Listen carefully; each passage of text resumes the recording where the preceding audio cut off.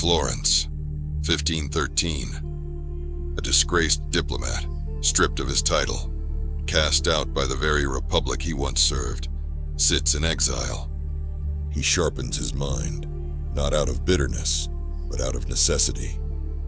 And with every word he writes, he forms what will become one of the most feared and misunderstood books in history, The Prince. But what most men don't know is that within those pages, and buried deeper still in his personal letters, lies a brutal truth about women, a rule so unflinching, so offensive to the modern ear, that it's almost never spoken aloud. He who builds on the promises of women, Machiavelli warned, builds on the wind. Let that settle. Not love, not loyalty, but the wind. Machiavelli didn't hate women. He simply refused to be deceived by them. He saw clearly, women are not soft. They are power, chaos, leverage. They will test the man, not because they are evil, but because Fortuna always tests virtù. In this video, you'll learn the hidden law 99% of men ignore.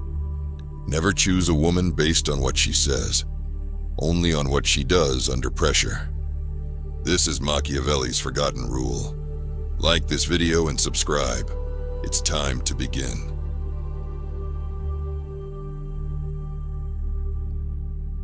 The Strategist's Eye, Machiavelli on Human Nature. Before you can understand Machiavelli's view of women, you must first understand his view of humans. He did not see people as moral beings.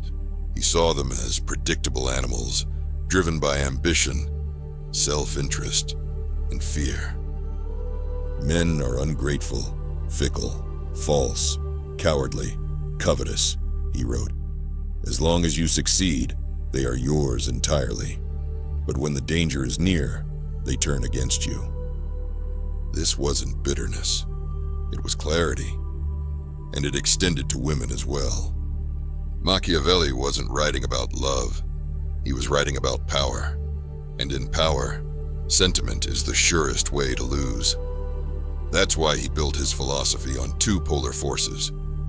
Virtù, that masculine excellence, decisiveness, cunning, sovereignty, and Fortuna, that feminine chaos, unpredictability, the winds of fate. And what did he say about Fortuna? That she was a woman. Wild, seductive, and dangerous. Fortuna is a woman, and if you wish to master her, it is necessary to beat and strike her. Now, don't confuse this with cruelty. This isn't about violence. This is about firmness. The same way a captain must hold the wheel against the storm. The same way a general must act when his troops begin to doubt. In modern terms, a woman will test your strength, not because she wants to dominate you, but because she needs to know that you won't collapse.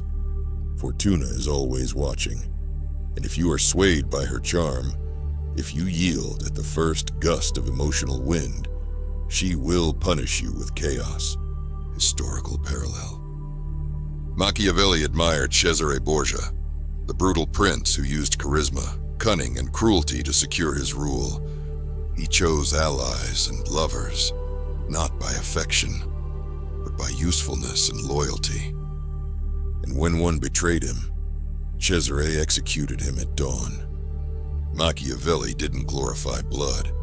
He glorified clarity, and clarity is what most men lack when choosing women. They confuse attention with loyalty, beauty with trust, tears with truth. But Machiavelli's lens was colder, sharper, more necessary. Fortuna, the feminine as chaos and power. To understand Machiavelli's brutal wisdom, you must first meet Fortuna, not as a metaphor, but as a force.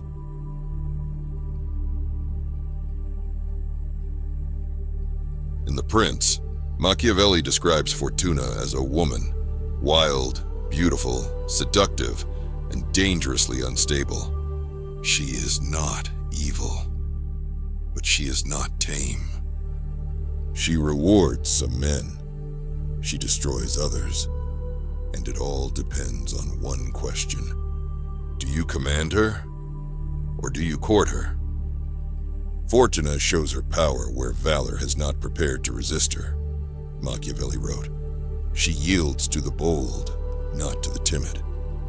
In other words, the man who waits to be chosen will be overthrown. The man who hesitates will be discarded. And the man who mistakes desire for destiny will be used. Fortuna is the feminine as chaos incarnate.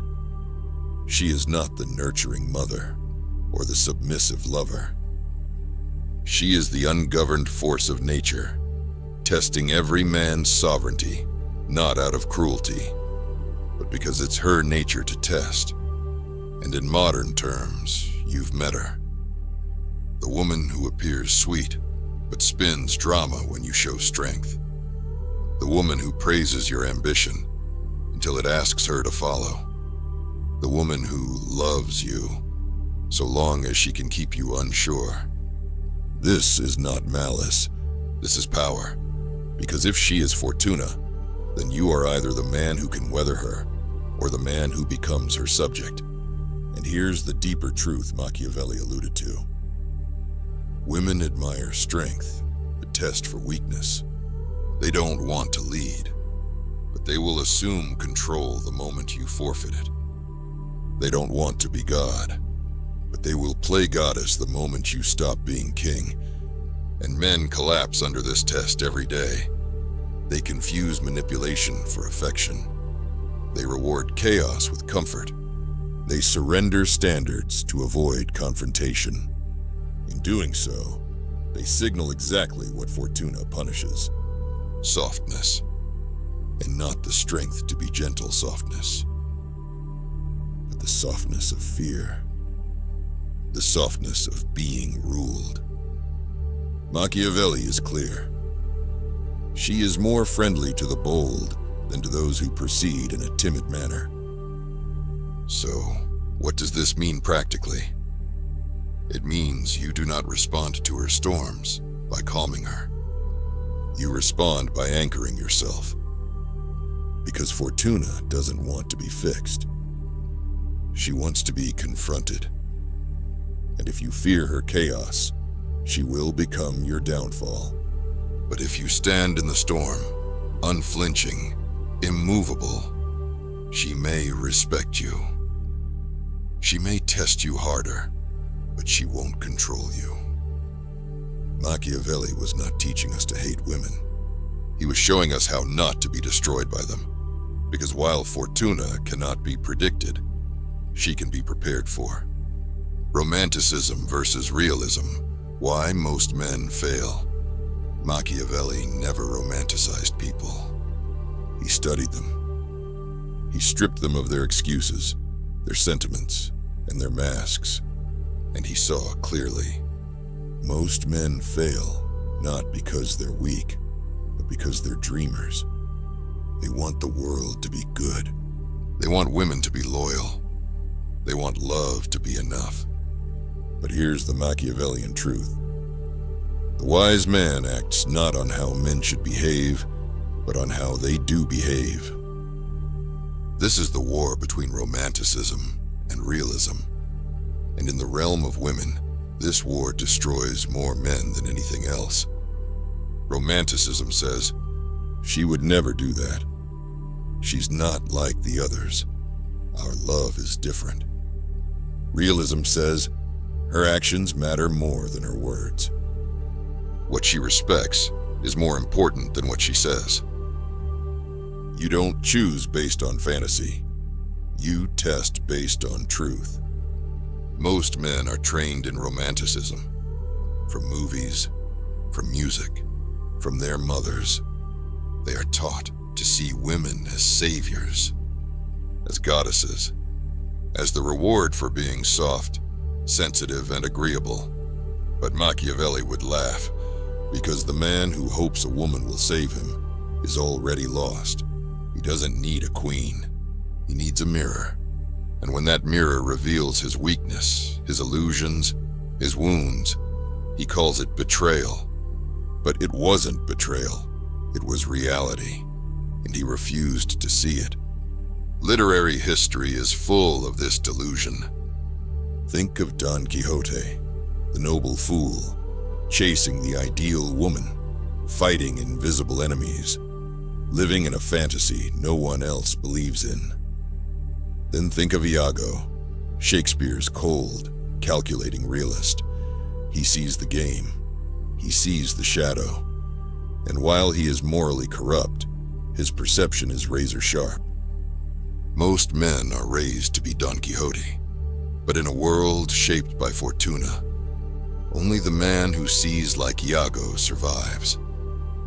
That doesn't mean you become cruel. It means you stop idealizing.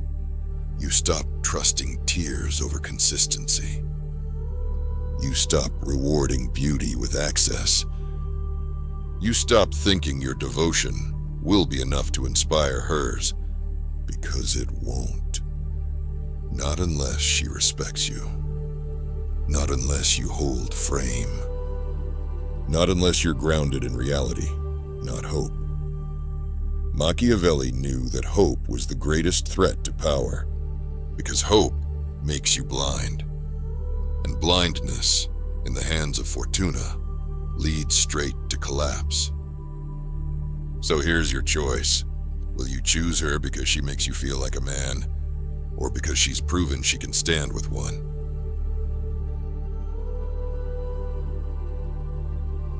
The woman as a political ally, not a savior.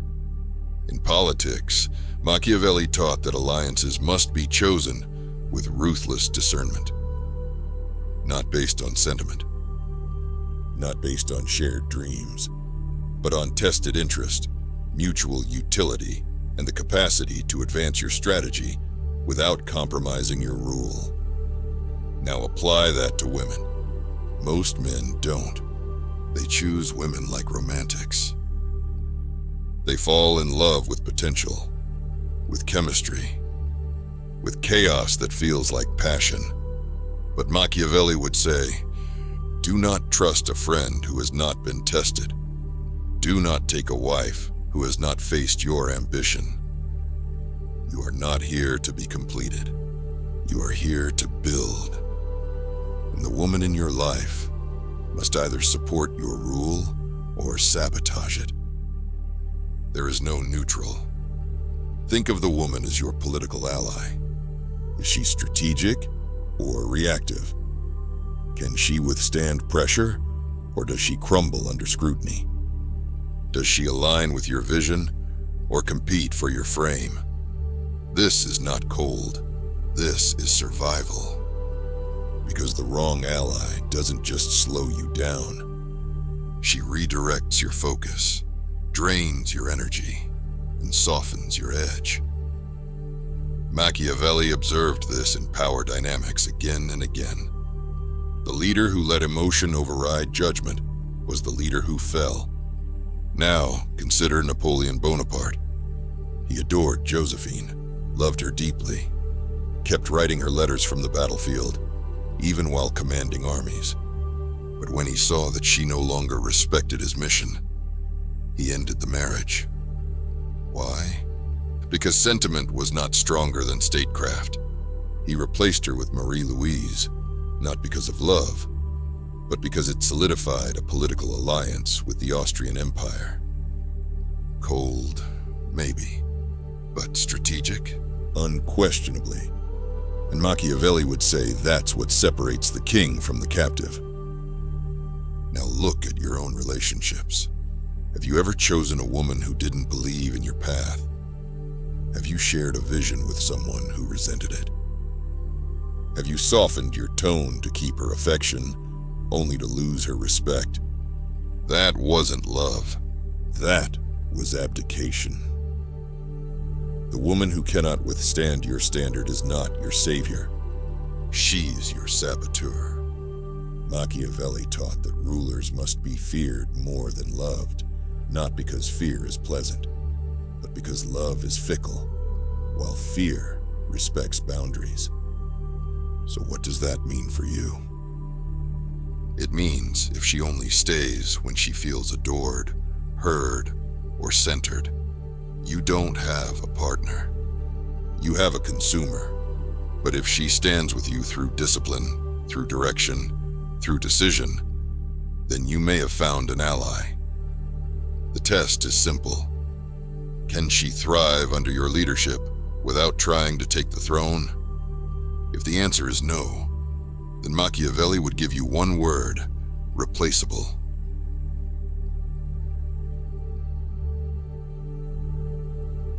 The hidden cost of choosing wrong. Choosing the wrong woman doesn't just cost you time. It doesn't just cost you money. It doesn't even just cost you heartbreak.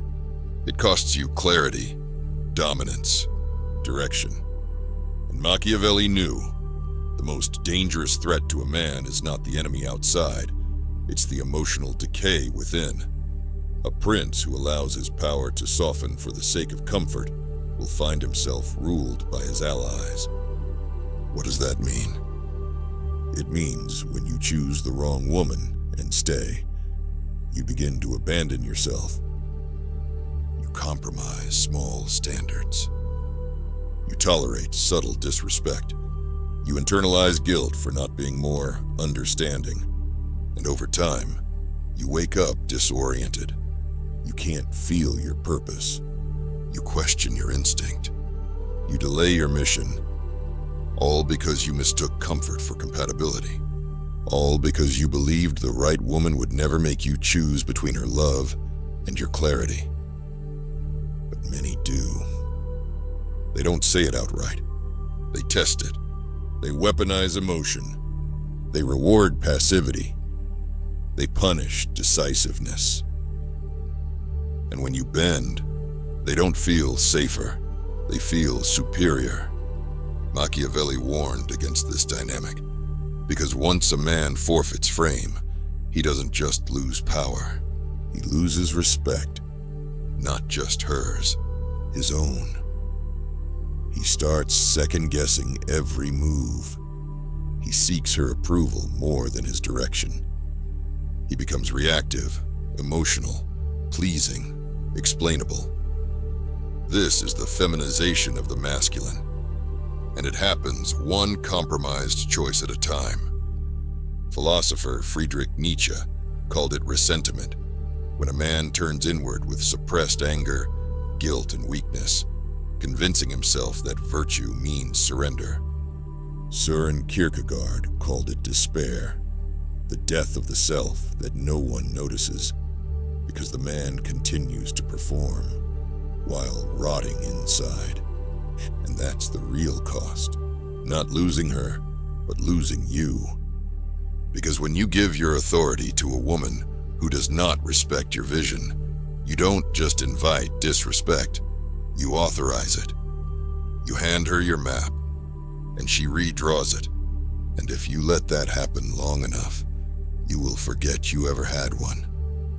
The world is full of men like this, with empty eyes, dead missions, romantic stories built on silent resentment. They didn't fall because of one big betrayal. They fell because they ignored 1,000 small tests. And Machiavelli would say this collapse wasn't tragic. It was avoidable.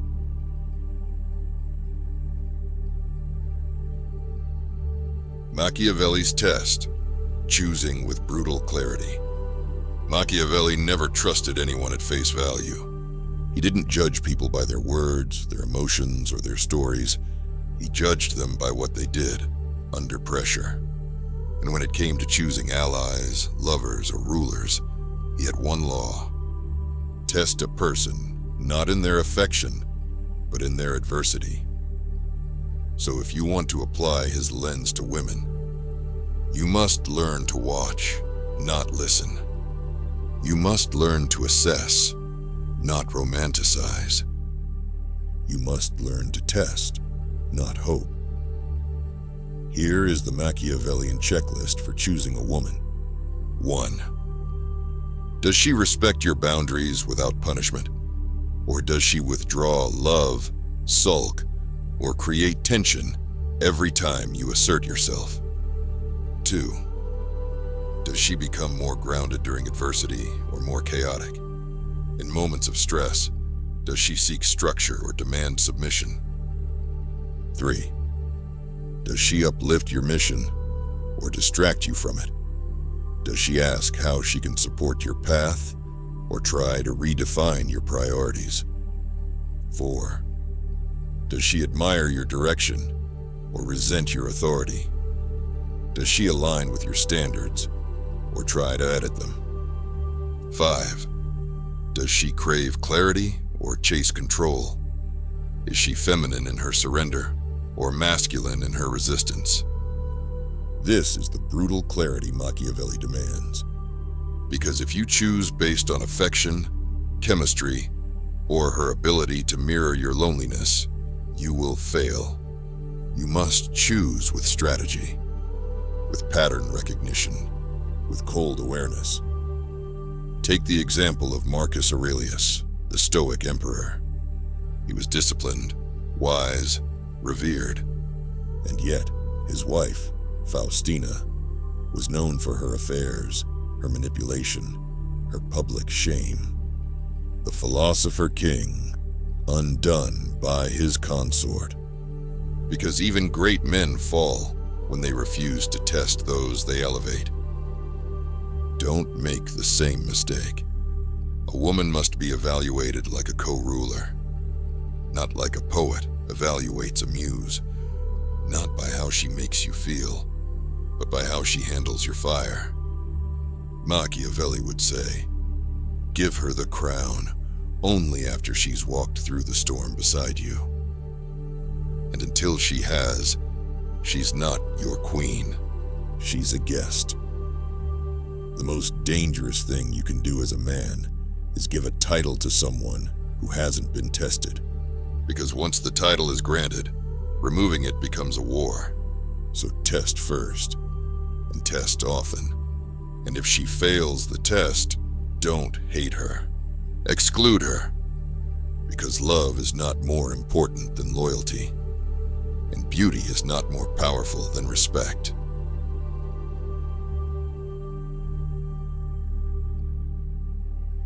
The unshakable standard, reclaiming virtue. You've tested her. You've watched her under pressure. You've seen the mask slip. But what now? What protects you from her chaos, from her projection, from your own collapse? One word, virtue. For Machiavelli, virtue was more than virtue.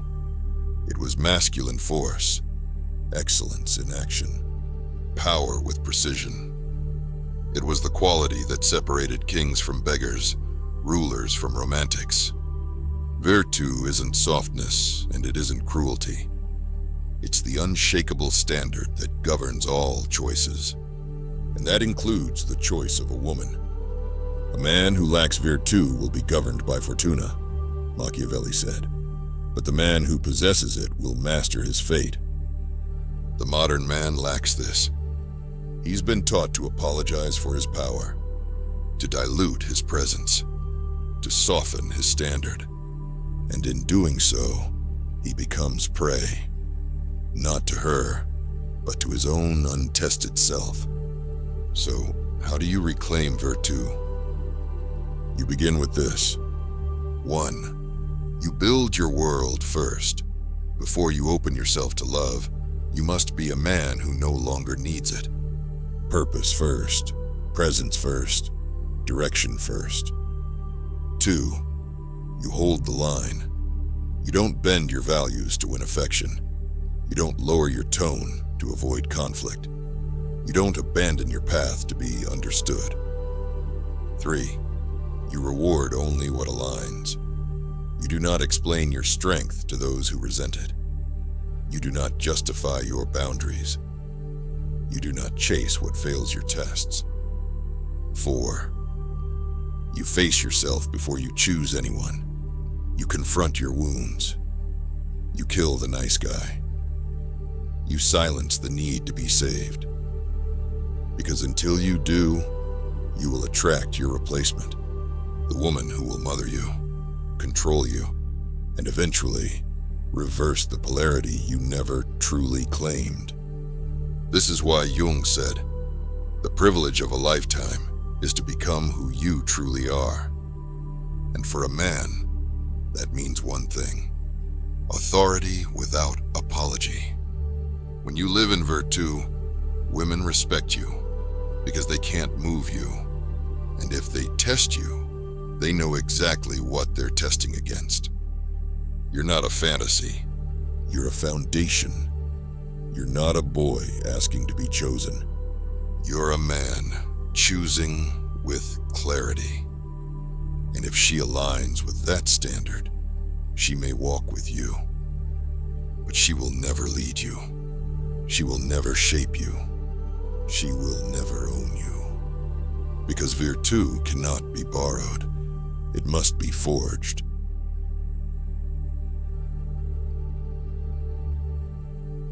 The law she'll never say out loud. She won't say it. She might not even know it, but every woman is testing for it. Do you hold frame or do you fold?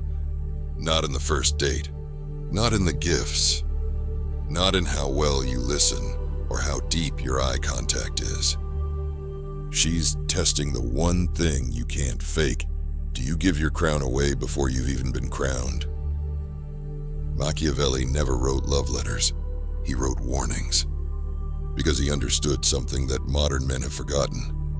A woman may want your attention. She may crave your affection. But she only respects your standards. And if you trade those standards for a chance at her validation, she will take everything from you and then walk away without remorse. He who lays down his arms before the battle, Machiavelli said, is already lost. You lose the moment you begin adjusting yourself to avoid her disapproval. You lose the moment you become emotional to gain closeness. You lose the moment you give power to her feelings over your vision. And once you lose her respect, it doesn't matter what you say. It doesn't matter how much you give. It doesn't matter how hard you try to prove your love. She's already made her choice. She cannot submit to a man who submits to her. Here is the law she will never say out loud. If I can move him, I cannot trust him. If I can reshape him, I cannot follow him. If I can test him, and he fails, I'll never see him the same again. She'll tell her friends you were too emotional, too indecisive, too intense, too unavailable. But in truth, you failed the test of frame. Because the truth Machiavelli understood is this: the woman does not choose the man. The man chooses himself, and then she aligns, or exits. So what now? You stop apologizing for your edge. You stop giving love to chaos. You stop negotiating with tests. You remember, her tears are not your compass. Her affection is not your throne. Her approval is not your identity. You are not here to be chosen. You are here to rule. So if this hit you, type in the comments, "I don't fold," and subscribe, because in the next video, we break down why men fall for the fantasy, Schopenhauer's uncensored truth.